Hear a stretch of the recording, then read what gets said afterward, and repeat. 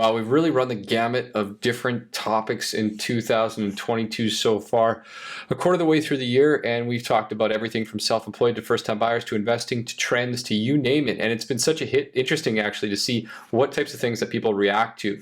Now, one thing that people keep coming back to is learning about the process of using their home equity to create wealth. And there's a lot of different ways to do that, but one of the ways that we talk about obviously is through real estate investments. Now, one that got me to thinking about the different things that people are confused about and don't understand properly after a few conversations last week, and those are the different types of expenses related to buying investment property. Now, this is meant to be certainly a 101 of the standard fixed and variable, we're not talking about mortgages here, but standard fixed and variable expenses as it relates to buying investment real estate. It's not an exhaustive list. Again, keep in mind there's other considerations, but I'd say it's pretty thorough. And I know that there will be things in here that you haven't thought about before and certain considerations that you probably have not looked into in the past. So whether you've bought one investment property or you own multiple, perhaps there's something in here that you will pick up and it will help you out. If this is your first journey into buying real estate and you want to understand more about the expenses related to owning a home, I think you're going to find value for sure in this conversation as well. It'll be a good one. Hey guys, we really want to thank everybody who's been listening to the show this year. It has been awesome to see the growth and to see our listeners continue to grow and expand all over BC and all over Canada. We've got listeners. Again, if you're loving the podcast, we ask you for one thing for the price of entry, and that is a review. Now on Spotify, you can just quickly go over to the actual podcast and you can hit that 5-star review if you're loving it. On iTunes, just as easy, same thing. If you would leave us a 5-star review on iTunes with any comments, anything that you love about the show, any feedback that you'd like us to continue to talk about, that would be fantastic, and we'd really greatly appreciate you. So if you're one of our new listeners, or if you've been around for a while, if you take that 5 minutes out of your day, it would mean the world to us to keep going forward. Now, of course, if you have any questions about mortgage financing, whether it's renewing, refinancing, lots of opportunities there. You're looking to buy your new property or you want to plan towards the future and you'd like to hire us as your team, make sure to visit our website at thrivemortgage.ca or find us on Instagram at Thrive Mortgage Co. or at the YVR REMO Show. We'd love to hear from you. Aside from that, I'm excited to talk about today's topic, and I'm sure you're ready to listen to it. So we'll see you on the other side, and thanks for listening.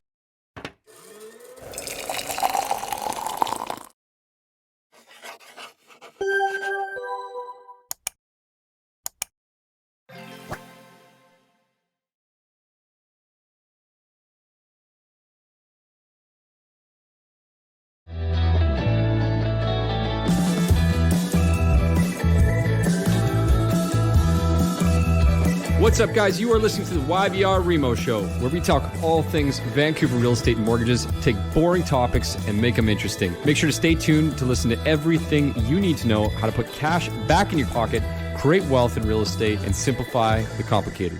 A big part of our day-to-day conversations on the podcast have always leaned towards creating wealth in real estate, and one of those factors is always real estate as an investment. Now, it's nice to have people come on the show and talk about the different types of expenses that they associate or that they are looking for when they're looking at buying an investment property or a real estate investment. And I think that's something that we'll continue to do because it's important to understand the different types of investments and how the costs vary when you're analyzing something.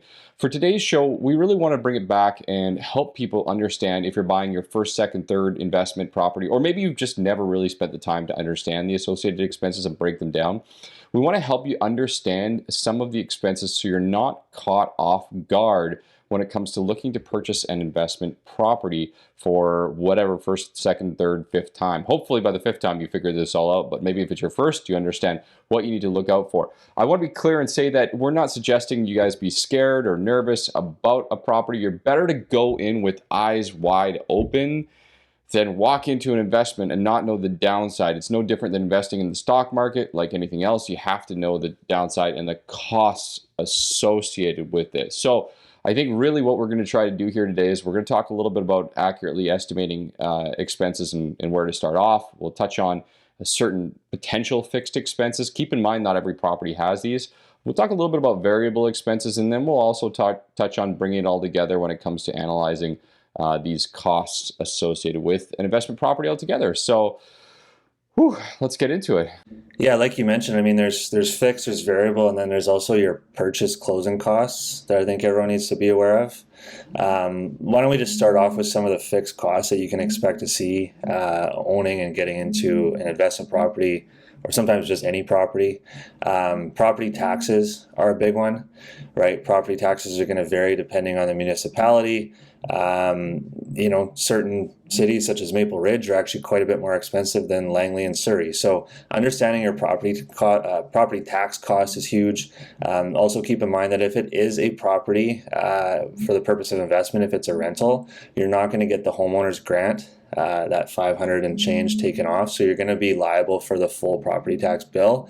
One flaw that we see people make is they don't account for this. They don't put money aside, and at the end of the year, they're getting a bill for $3,000 or $4,000, and they have not saved that money. So if that is your situation, and you're not proactively putting that money aside, you can typically have your institution, the bank or credit union or mortgage lender, collect that money on your behalf and remit it to the city for you. To Derek's point there, it's really important to understand the actual city that you're looking at and the type of property, whether it be strata, which we'll touch on in a quick second, detached, or bare land strata, and so forth. Because as you mentioned, like some cities will cover water and sewer, and others, maybe more rural properties, will cover other things.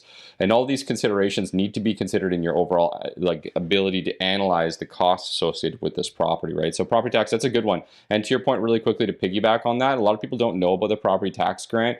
In British Columbia in particular, and some other locations, check your obviously location or your province where you're living.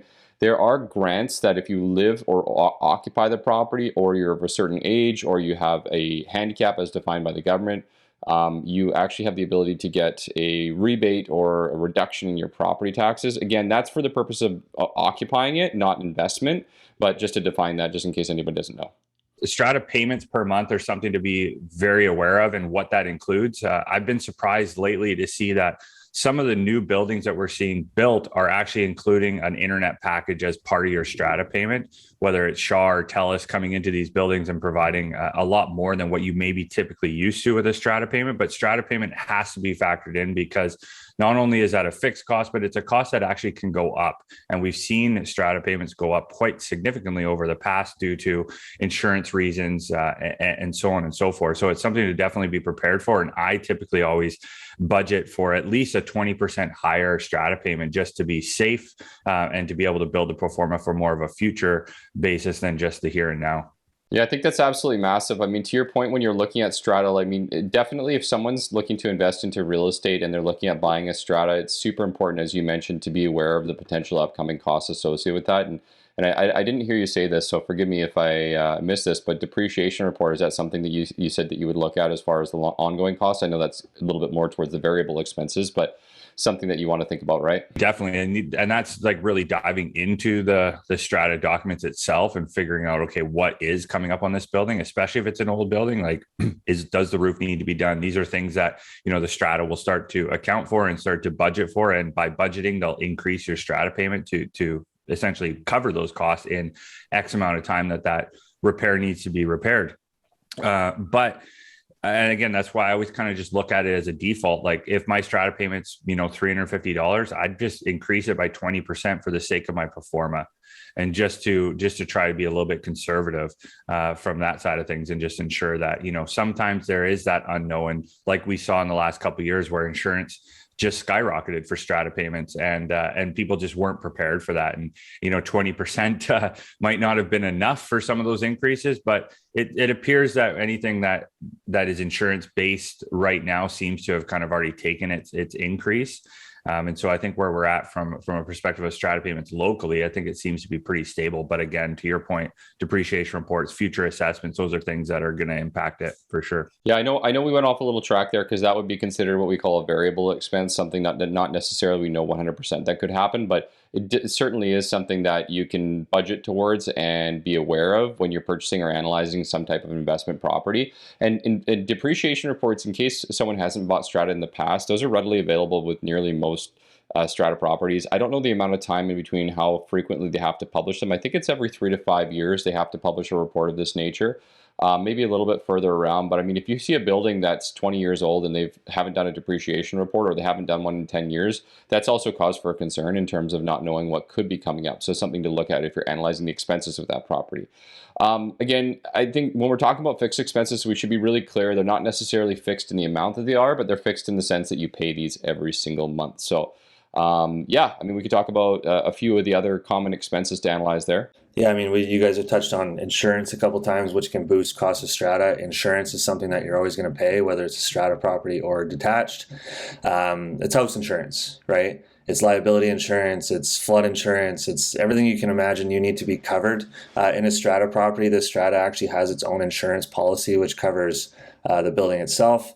You would have homeowners insurance or renters insurance for essentially everything inside, including the tenants, in case something was to go wrong. And that is a cost that you absolutely will be paying month over month. Just so everybody knows, anybody that is putting a mortgage on a property, you have to have house insurance. A bank will not fund a mortgage without insurance. So if you're in the midst of purchasing, like, we recommend all of our clients get their insurance sorted out before they remove subjects, so that there's no surprises. We've seen this far too many times where people forget about this and they're reminded by their lawyer 2 days before completion that they need insurance. So make sure you tackle that. Make sure you understand the cost. Strata properties specifically, that's where you could see a higher expense, right? And certain detached homes, depending on the structure of the home, like a log home as an example, something in a floodplain. Like, these are situations where you're going to see a much higher insurance cost than you would on your typical, detached home in an urban center. Just on insurance costs, I find it's best to get this quoted before even removing subjects in a purchase situation, especially to your point about, what could the insurance cost be because it's a strata and because there's a bigger deductible because of strata-ish insurance items, which we've seen. Or even more importantly, like, a lot of people go into this, especially as a first investment property buyer, and thinking that insurance costs are going to be similar to what it is on their primary residence, where rental, when you're insuring a home for the purpose of rent, it is going to be a higher cost. And these are things that can surprise people and change the pro forma a little bit. So I always say get your insurance agent on this well in advance of closing, and even try to do this at subject removal so you know the full numbers. Yeah, really good points on all the above. The insurance thing is unique, and it's so interesting because, again, if you talk to a experienced investor or someone who's bought multiple properties, ultimately they know right away that insurance is definitely one of those considerations that they're looking at based on, as you mentioned before, the property type, how it's built, electrical, age of the unit, all these different types of things. And it has to be a major considerations in your overall pro forma when you're buying a property, your cost versus benefit to doing so. So yeah, I don't think we can undermine or understate that. If you guys need, if you're located in British Columbia and you need a recommendation, we'd be happy to provide one. But aside from that, ultimately just something more to think about. Now, assuming we're buying a property as an investment, you have two options when you're buying a property as an investment. You can manage it yourself, or you can hire somebody to manage it. And this is really dependent on A, the location, where is it? B, what type of investment? Is it short-term, medium-term, long-term? C, your time, right? Like, for me personally, I don't have time to manage another property or any other business for that matter. So another consideration that you're going to want to look at is the actual management of a property. And this is something to consider in terms of total cost. Now, typically a property manager would charge a percentage of your income. And what I mean by that is, if you earn $2,000 per month in rent, then they would typically charge a percentage of that in terms of an expense. Now, they can charge a placement fee if they're finding a tenant. They can charge, often that would be half of a month. Sometimes more. It depends on who you're working with. And as I mentioned before, depending on if it's short-term or long-term, they will charge a certain expense for managing the unit. Now, these costs really vary. I mean, for a short-term rental, we've seen expenses as high as 20 to 30% of the actual monthly income. For medium term, which would be a furnished rental, but maybe month by month, typically I would see somewhere between 10 to 20% on average. That's a big range, but I've seen the range. And short or long term, really that varies, but often 6 to 10% is a standard that we've seen for long term investments. And so, when you're looking to analyze that property and you're looking at the rental income, if you are not going to be close to that property, that is an ultra important consideration. what those property management fees, what are they? Also, would they cover or would they include any of the other expenses in their calculations? I've seen it where property managers will cover or as a portion of that minor repairs or minor fixes or things of that nature, and that's why their percentage could be higher. Ultimately, it's just super important to get transparent to understand what these are when you're looking at moving forward with any property. Yeah, and I think just on that note, understanding what's involved if you plan on managing the property yourself, especially if you're considering doing short term. I mean, you have to think about that. You have people coming and going every 3 or 4 days, constant requests. It's going to be a ton of work. So before you take on managing any type of property, chat with some people that own rental properties, get an understanding of what it's actually going to entail. Like, a lot of people are busy with their own lives and their kids and their jobs, and it's just not something that's realistic. So you need to do your due diligence, and it doesn't always make sense to do it yourself, even if it is costing you, a couple $100 a month.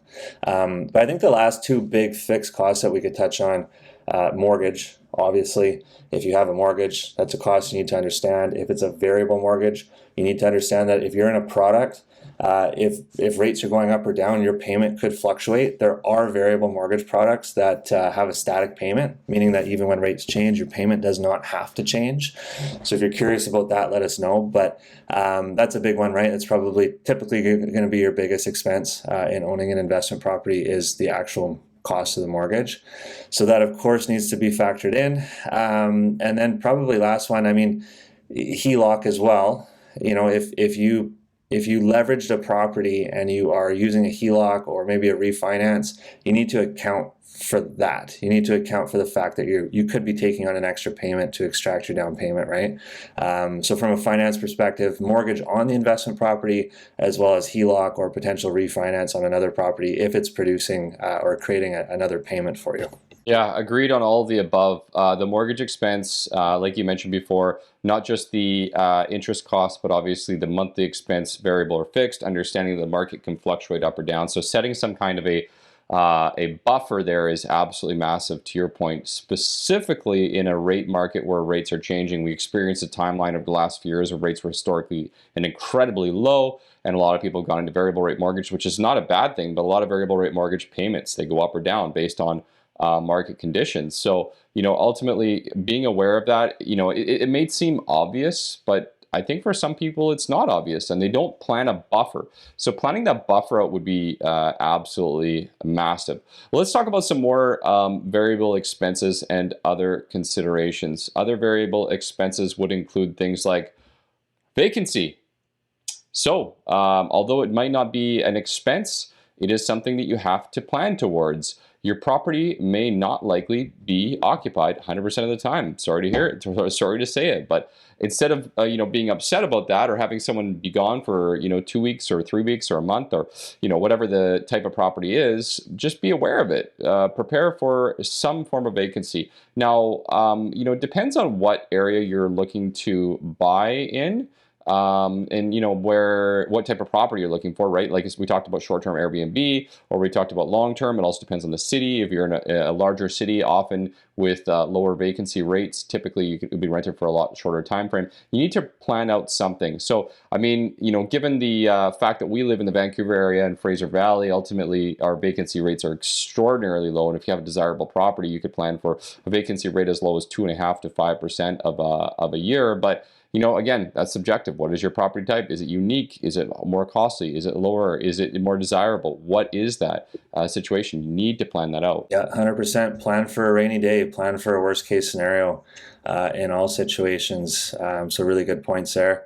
And I think probably just the last fixed cost that I can think of anyways, you guys can chime in if there's anything else, but utilities. And this depends on how your lease is structured with your tenant. Some tenants are required to pay the cost of utilities such as hydro, gas, stuff like that. So it all depends. Some people will pay a lower rent cost knowing that they're taking on those hard costs for you. But if it's on you, again, that is another cost that you have to factor in that is definitely going to be charged monthly. Yeah, it's a good point, especially if you're operating a short-term rental, you're going to be covering those costs, and you're going to need to cover items like internet or cable whenever you're doing a short-term rental, you're going to expect those types of services when you rent a Airbnb. So you should make sure you're covering that. And so things like a Netflix account or certain items that people can access is important. And those are things you should factor in as fixed costs. Couldn't agree more. Let's talk about putting this all together here and make a lot more sense of this if someone's looking to analyze this from an investment standpoint. Again, we're really hoping that, you know, someone who's listening this can be hyper aware of expenses walking into purchasing an investment property and just be aware of other types of considerations here. So what you should do is, if you're looking to buy an investment property, you want to analyze this in something similar to or a pro forma.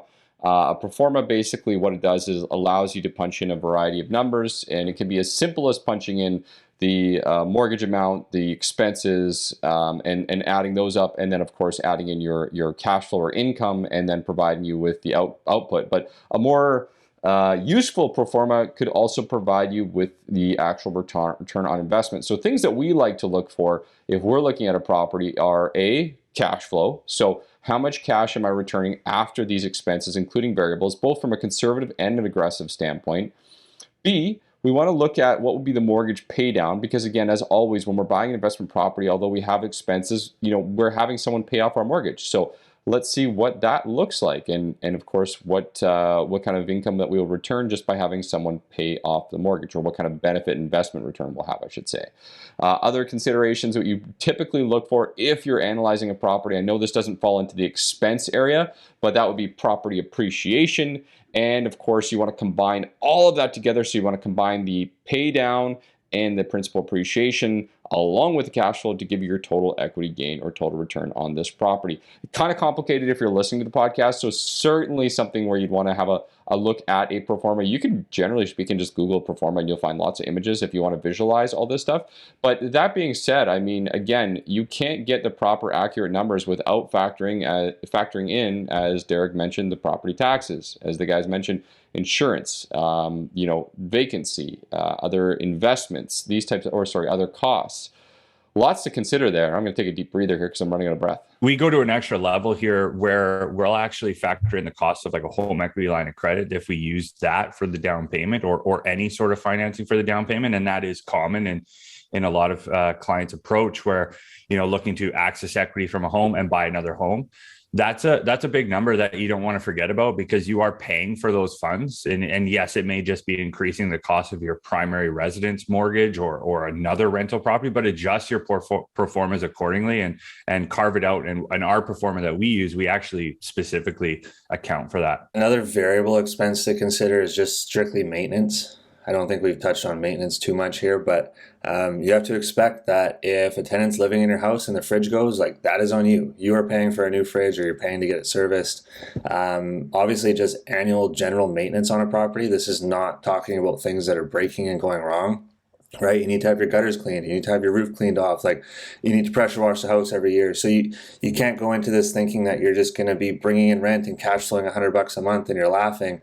Like, realistically, we tell people that they should have a slush fund of about 6 months worth of rent set aside, and that accounts for vacancies. That accounts for some of this maintenance that can pop up. But yeah, it's a big one that people don't think about, especially on a detached home. Right, Strata typically takes care of exterior maintenance and landscaping. If it's a detached home, you have to consider these things. I mean, if you're buying in Alberta as an example, like snow removal, right? Or this is something you have to factor into your lease, that the tenant has to take care of it. So snow removal is massive. If you live in a province that snows 6 months a year. Tenants slipping on icy driveways, they can actually come after you and sue you for that. So you want to make sure those driveways are cleared. But one thing I always touch on is preventative maintenance. Like, I would say hands down, it's the number one issue in a condo building or any strata building is leaks, water issues, major water issues. Tenants don't seem to care about homes as the way a homeowner would. Things get left, things don't get watched, like dishwashers, faulty, toilet connections and whatnot. And we see this a lot where these issues are massive. Like, one flood in one unit could damage 9-10 units below it. And there are some preventative things you can do. And we've just recently discovered water monitors in our rental properties, where we actually have water monitors under any area that a tap or line could break. And those will save you thousands of dollars in headaches and insurance increases and whatnot, just to be able to identify a water issue. Yeah, I mean, I just want to touch on that for a quick second here, because it's kind of like plan for the unexpected is the best case scenario, and plan for the worst case scenario always when you're analyzing any investments, and obviously hope for the best is kind of the theme of what we should be talking about when you're getting into investment property. Does that mean that, if you purchase a property if you're looking at a property and you've planned out everything that could go wrong and the numbers don't look as rosy as you were hoping, that it's a bad investment? I mean, obviously I can't really specify that without looking at the investment in particular, but generally speaking, it's always better to overestimate anything and everything that you have, and set aside, as Dean was talking about right there, set aside what we like to call a staying power fund, which is basically confirmation of having money available, whether it's your cash savings or a HELOC, of course, ideally some kind of cash, in order to ensure that you're in a position where all these surprises can be easily, overcome by making sure you have the cash available. That's probably the biggest piece of feedback I'd get from all that. Yeah. So just to recap, know your numbers, right? Like you have to go this detailed to really know the numbers on an investment property before you make the purchase. And again, like Alex mentioned at the beginning, this is not to scare you, but this is real life, right? Like these are the real numbers. So you have to go through this process and make sure that's a property that makes sense financially. Last thing I'll throw out there is, if you do this pro forma and it's showing that you're negative $200 a month, like you're putting out $200 a month after rent and everything's been paid, that's not necessarily a bad thing when you look at future values and you look at principal pay down, right? If we were to run the numbers, I mean, people are making hundreds of thousands of dollars over 2, 3, 4, 5 years. Show me where else you can put $200 a month that's going to turn into something like that, right? So just keep that in mind. It's not a negative thing if you're out of pocket. You just need to make sure it's affordable for you. Agree to all of the above. Make sure it's affordable. Analyze your numbers. Overanalyze. Check everything. Don't forget the HELOC, as Dean's mentioned multiple times. If you see a pro forma advertised by a developer or by a company, run your own numbers. That's probably really key, and double check your own numbers, because it's of course they're trying to sell something, so they're always going to make it as rosy as possible. And just go into it with eyes wide open. Don't be afraid of investment. I think there's tons of great opportunities. We just want you guys to be aware of it when you walk through the door. Anything else there, Dean, that we need to touch on? No, you guys covered it all. That's great. That's it. All right, 101 on expenses when looking to buy an investment property. Thanks, guys, for listening. As always, if you want to find out more information, find us on Instagram at Thrive Mortgage Co. or at the YVR REMO Show. If you're liking the show, leave us a 5-star review. If you want to see more of this kind of stuff, make sure to let us know if you're looking for a different type of content. We always love your feedback. Send it through the Instagram page, and we'll be happy to listen to what you have to say. Thanks, guys. Talk to you soon.